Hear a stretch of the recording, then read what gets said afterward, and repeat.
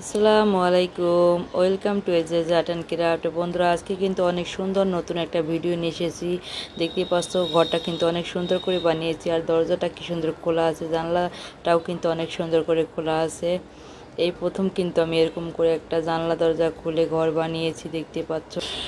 আজকের এই ভিডিওতে তোমাদেরকে এই সবগুলো কিন্তু আমি খুব সহজ আর সুন্দর করে বানানো শিখিয়ে দেবো বন্ধুরা। এর জন্য একটা লাইক দিয়ে পুরো ভিডিওটি দেখা শুরু করে দাও।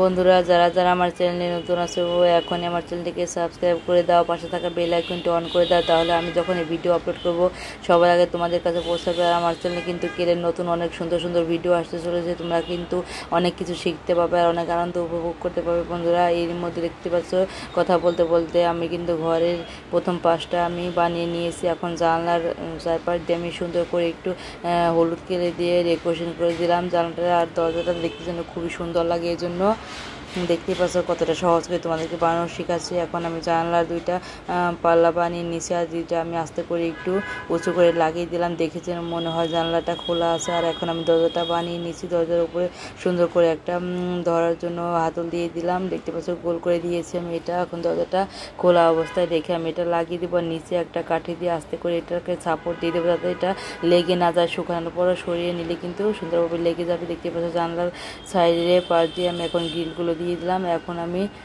ঘরটার তিন পাশের দেওয়ালটা লাগিয়ে দিচ্ছি, এভাবে করে আস্তে করে লাগালে কিন্তু লেগে যাবে বন্ধুরা। এখন আমি উপরে চালাটা লাগিয়ে দিচ্ছি।